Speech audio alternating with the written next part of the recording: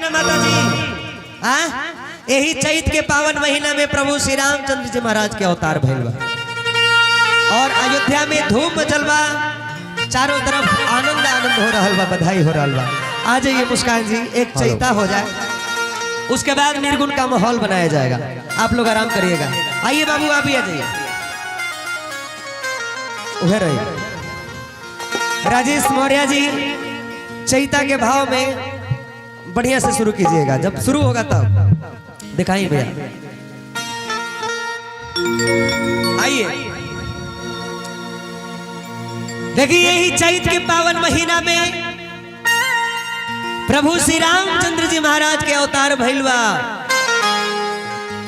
और अयोध्या नगरी में धूम मचल बा। सब लोग बधाई गा रहल बा, सब लोग आनंद ले रहल बा। आई हम विजय दास अनमोल रेवा सबके बेटा, रेवा सबके भाई, रेवा सबके भतीजा, एक छोटा सा प्यारा सा आप सबके बीच में भोजपुरी चैता का भाव बा कवि के।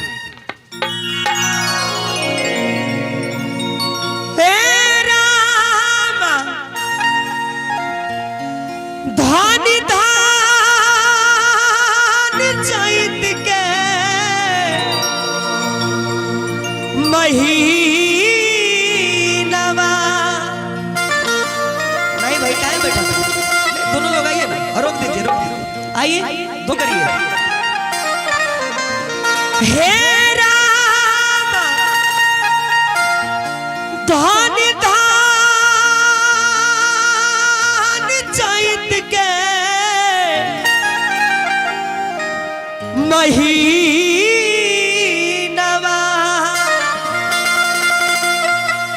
हे राम राम जी जन्म ले राजा दशरथ की भवनवा। हे राम राम जी जन्म राजा दशरथ की भवनवा। हे राम राम जी राजा दशरथ की भवनवा। हे राम राम जी जन्म, हे राम धन धान चैत के महीनवा।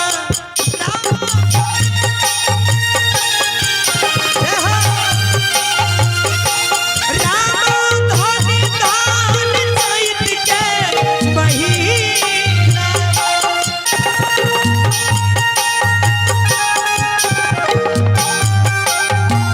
हे राम राम जी जन्म राजा दशरथ की भवनवा। हे राम राम राजा दशरथ की भवनवा। अरे राजा दशरथ की भवनवा। हे राम राम जी राजा दशरथ की भवनवा। हे राम राम जी